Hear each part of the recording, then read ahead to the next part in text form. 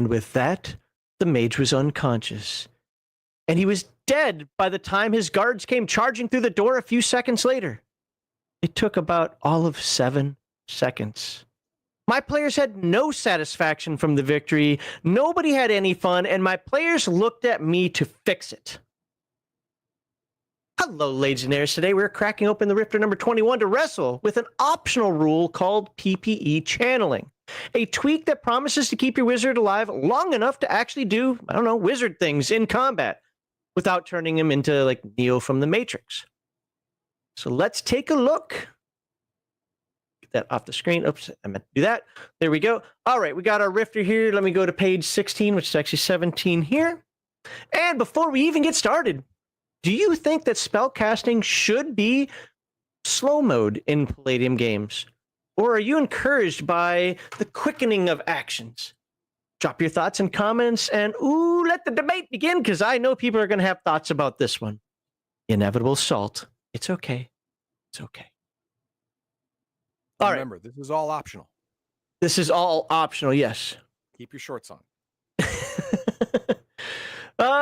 So I don't even know where we are here, so we're just going to put that on the screen. By the way, I actually have most of the stuff from the book now in front of me, so I don't have to keep turning that way. So if I miss a paragraph or something, Heathen Dog, keep me on my toes to make sure people can see kind of what I'm talking about, please. Okay. Here we go. Oh, yeah. Let's start off by just saying, please, if you like these deep dives that we do into some of these comments, or not comments, these subjects, when it comes to Palladium books or Heathen Dogs covering AD&D 2nd edition right now, mash the like button, dingling the subscribe bell, share this video with the poor mage at your table who still thinks that potential psychic energy is for psychics.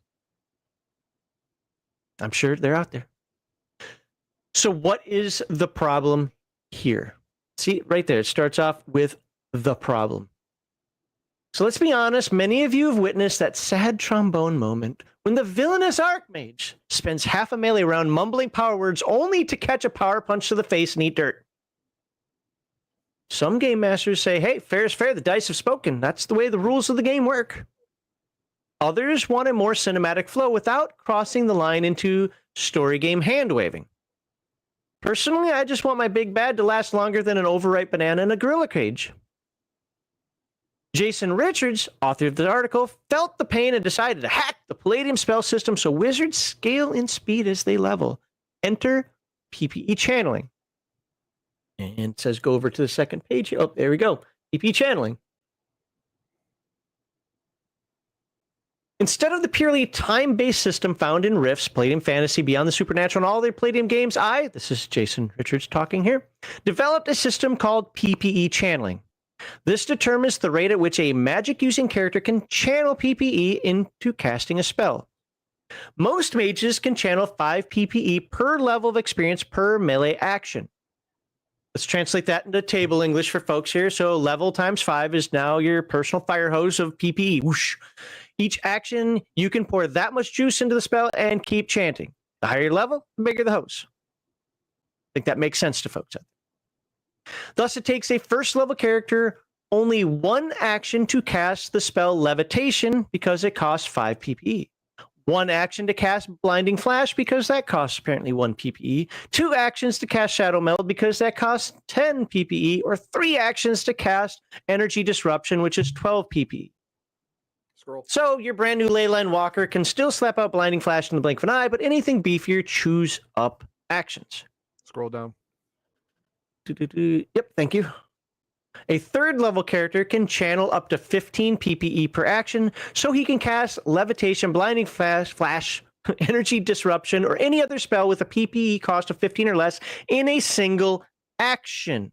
Oops, wrong scroll. In 2 actions, he can cast Invulnerability because it costs 25, or Exorcism because it costs 30. On the other hand, it will take the character 10 actions to cast Summon Shadow Beast. Do you now see the rub? So there is a balance to this. Everything else stays the same. He cannot take other combat actions while casting, and he must have enough P.P.E. available. The spellcaster can be interrupted to negate his spell as normal, and rituals remain unchanged. Each spell cast uses at least 1 attack, regardless of how little P.P.E. it costs. This is an interesting idea. You know, I don't know. I don't immediately hate it. Yeah, that's how I'm gonna just I give my final thoughts at the end.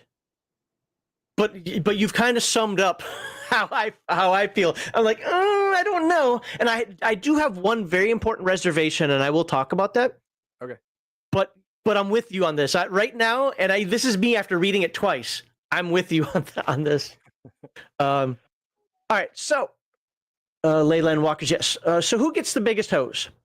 Leyline Walkers, Mystics, Wizards, and other basic sorcerer types are full mages and have the widest range of spell knowledge and have no penalties when channeling P.P.E. All of their spells can be channeled at the standard 5 P.P.E. per level per action, as we talked about earlier. Conjurers, shifters, warlocks, necromancers, temporal wizards, and other such classes are specialists and can channel at 5 P.P.E. per level per action when using spells within their narrow area of specialty. However, they can only channel 3 P.P.E. per level of experience per action for spells outside their area of expertise. This nearly doubles the amount of time required to cast a spell outside the mage's specialized area of knowledge. This is where I'm weak, where I understand the concept. Yeah. I don't know how game affecting that is. Does that completely gimp them, or did we just take something that was already kind of now made OP and toned it back down to normalcy? I don't know. Yeah, I'm not that versed with Wizards.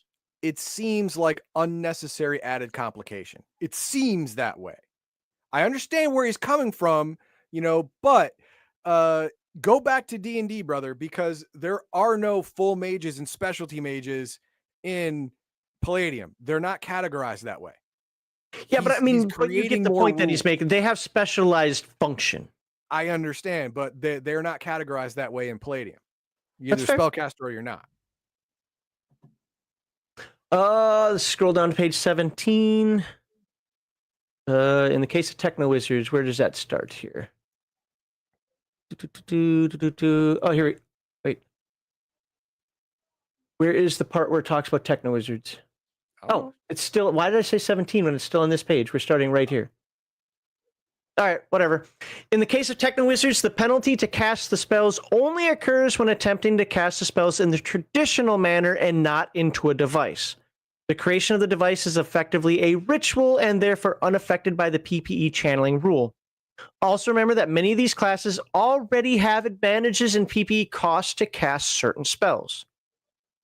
Yeah. So after this, the article dives into more detail about supernatural creatures, high-level characters, and even multi-class characters, but I want to move on.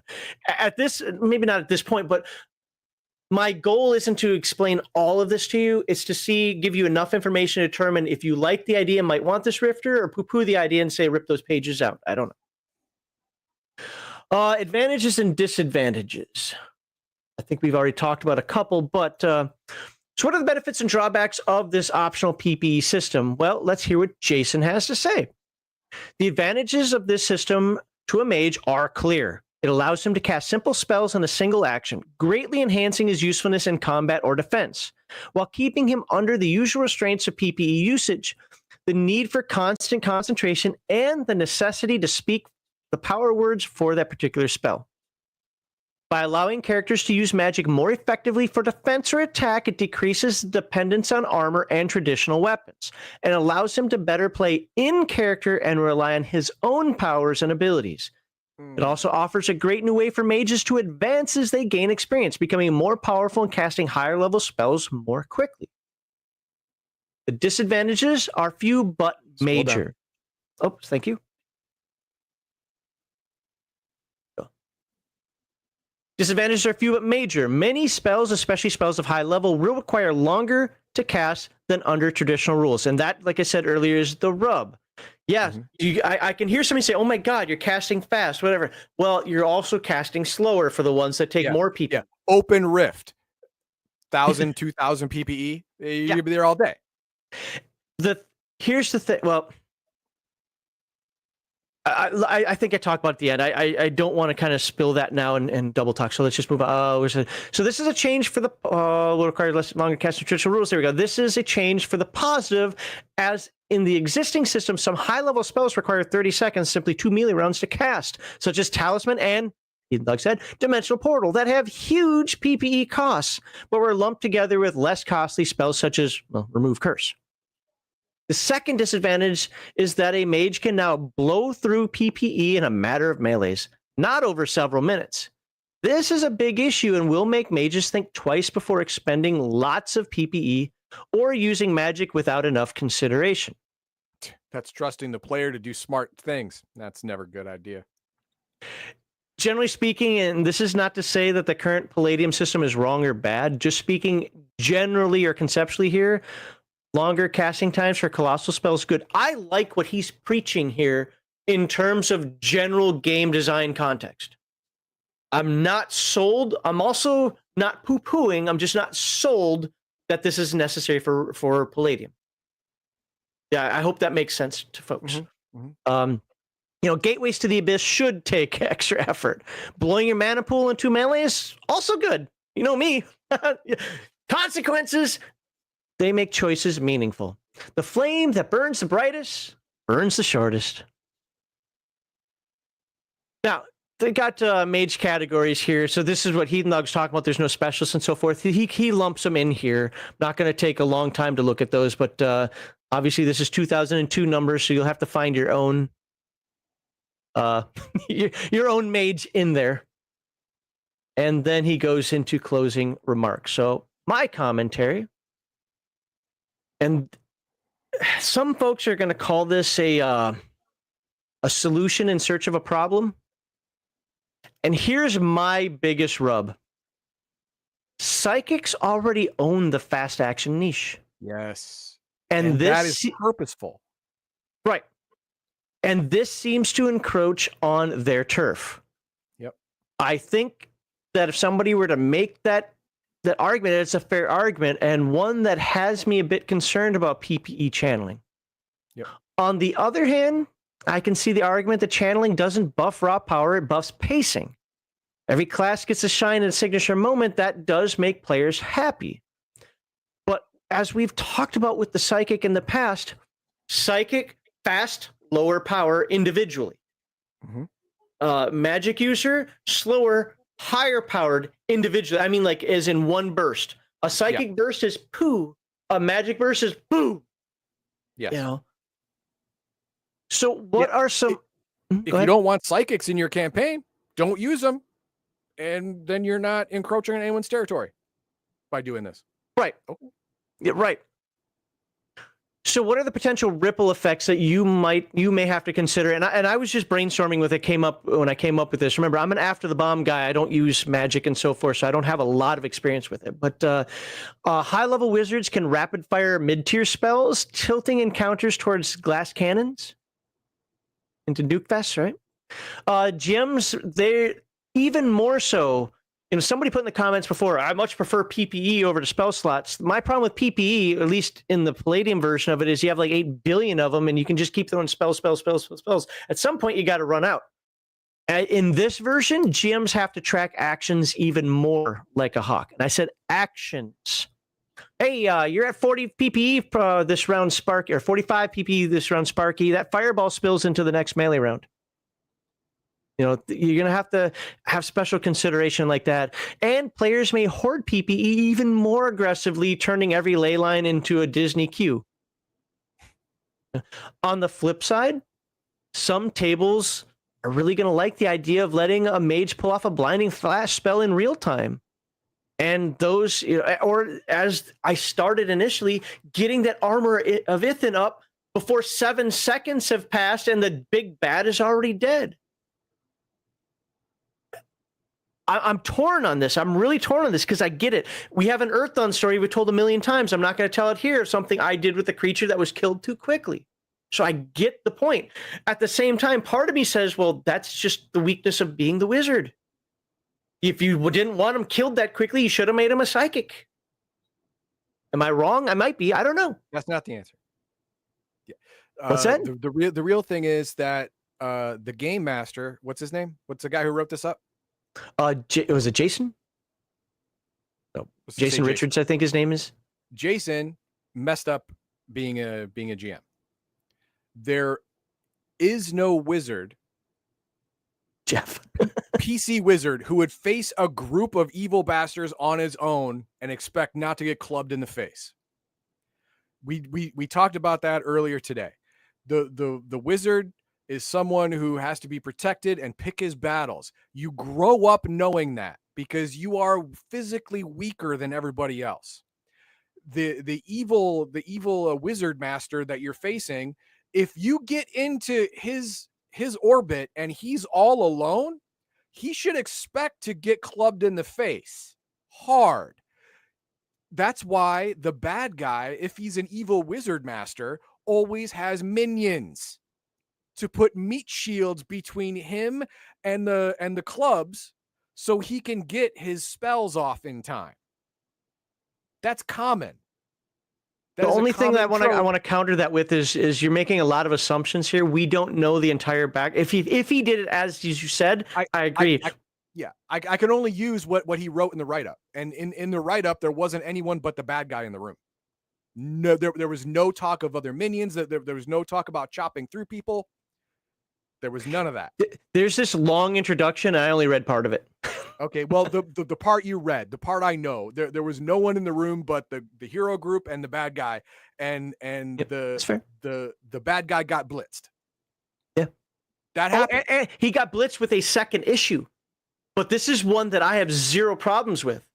They all rolled really freaking well. Yeah, I mean, you roll 20s, you roll 20s, man. I don't know what to tell you. Yeah, that's how it works. You know, you roll critical hit after critical hit. I don't care how great your enemy is. He's going to eventually go down. And he's going to look like a punk doing it. But he's not. It's just that he was having a bad day and you were having the best day of your life.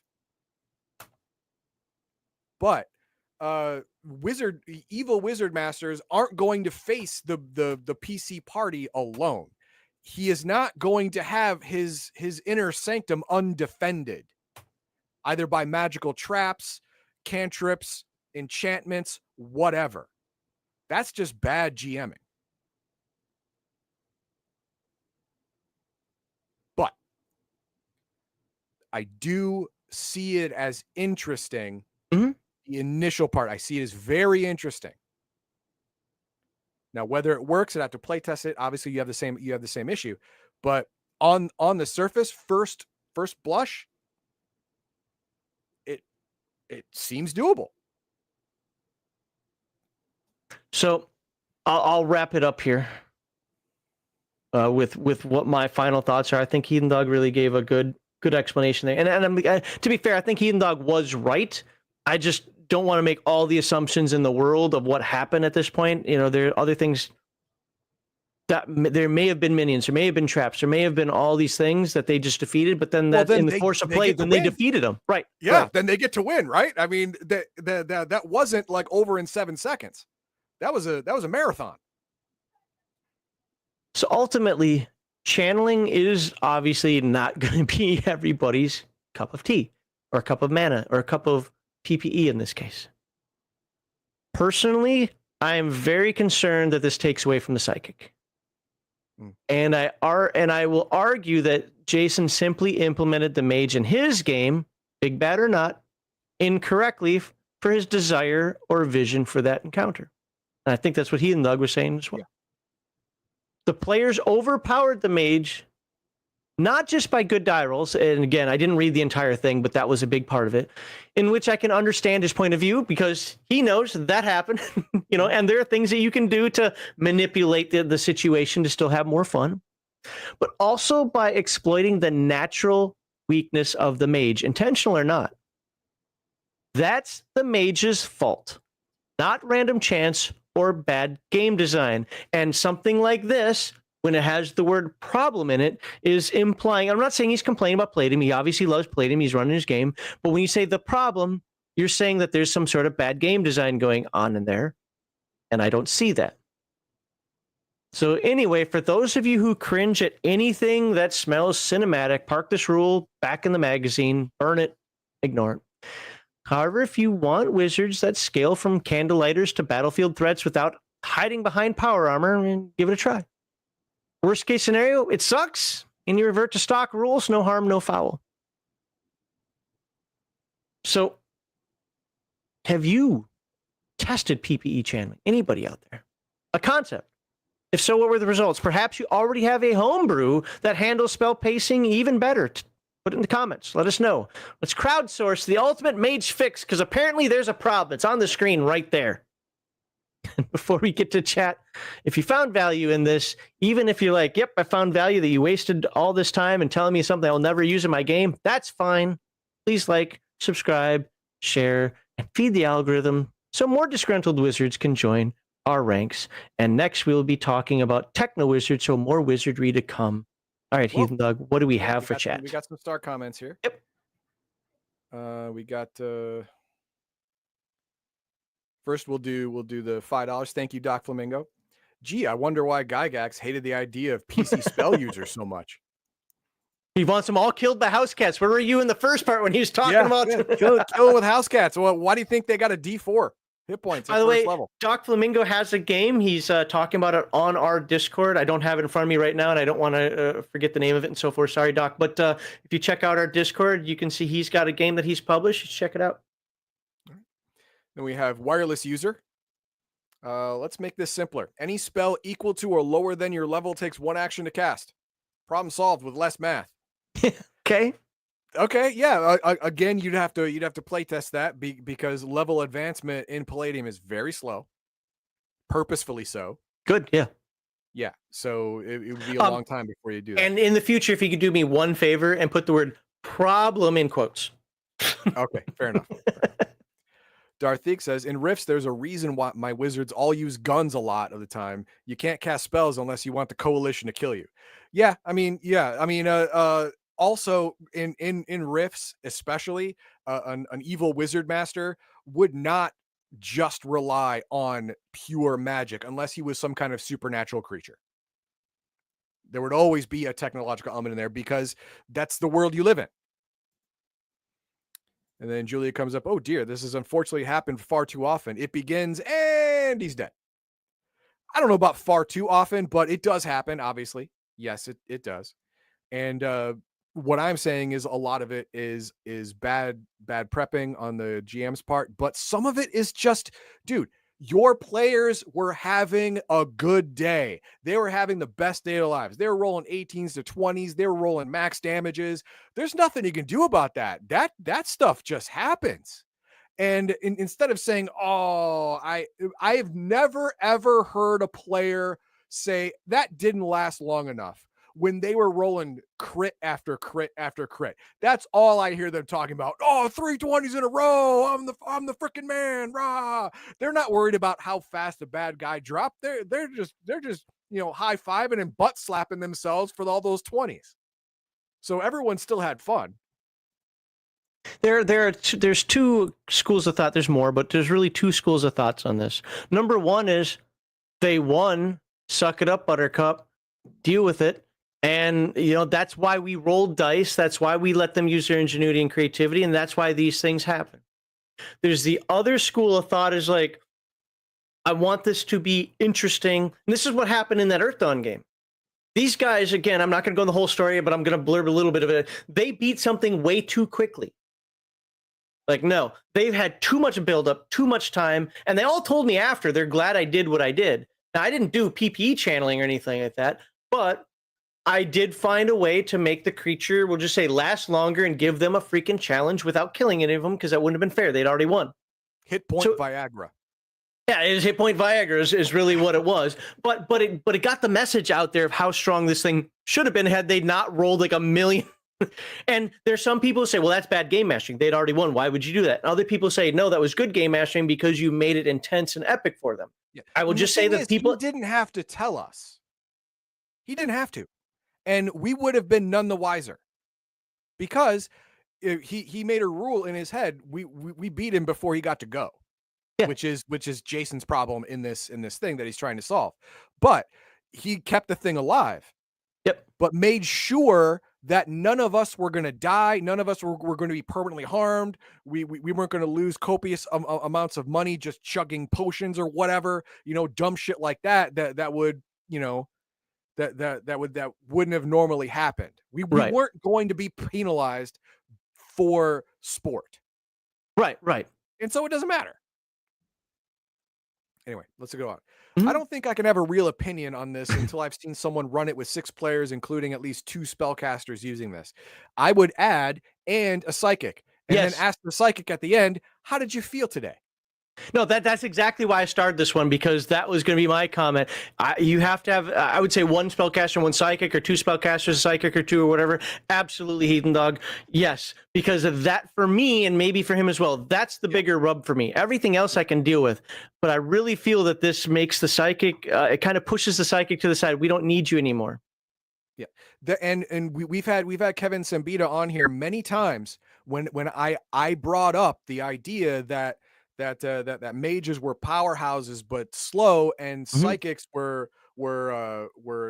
had little impact with each individual power, but they could fire off powers like that. And he was on the moon, like, you got it. That's Right. exactly what I was going for. Yep. You know, so this puts that idea, that fundamental idea, in danger. Yep. Then we have wireless user again saying, "I've never ever had to limit / govern a magic user in Rifts or Nightbane. Machine guns or laser rifles always overpower mages in direct blaster combat. Mages have utility and creativity only." Yes, I agree. The idea of a mage is what's built into the magic. He's not on the front line. Like I said in my D&D video, if he's on the front line, lots of things have gone wrong. So, yeah. What do you think? I don't do a lot with magic, so Okay. And that's what we have already starred. but let me see on what else we Rumble, got. there's one I want to read up. Violence Sells Everything says, note, characters in fantasy, now he's talking first edition, only had 1 action per round at level 1, and even warrior types at level 15 had 5 actions. And he said, sorry, I kind of read those out of order. He said, this keeps the feel closer than the standard P.P.E, basically closer to first edition than what the current second edition is. So it seems like maybe he's trying to revert back to a first edition feel for the mage with this P.P.E channeling rule. Sure. And as somebody who came from there, like, I don't need to play Edition Wars when it comes to this. If there you go, if that's your thing, like, oh my God, I finally found, we play second edition, but I really wanted a first edition feel. Maybe you just got your answer. That could be it. That could be it. Did you say there was one more or no? No, that was it. Okay. Again, I know there's a lot more comments in there. We don't read them all off, but a lot of good conversation going back and forth. Ultimately, though, I'm really curious as to what you people who are now watching, just don't do that. There we go. Watching on video later on. What are your thoughts on this? Do you think that this is a really good idea? One that you might want to implement? One that's got you a little trepid? Like, I don't know. One that you just think is the stupidest thing ever and you want to throw out? What is it? What are your thoughts on us and the psychic? Like, does this step on the toe of the psychic? I think it does, but yeah, again, I'm an after the bomb guy, so I don't deal with this stuff. Yeah, I know there's psychics there, but even then, we won't talk about it. But I don't deal with it a lot. We'll just put it that way. So it's not something that I have a lot of experience with. So I'm curious what you guys think in the comments, and of course, like, subscribe, and share. And look forward to the Techno Wizard forums and functions next.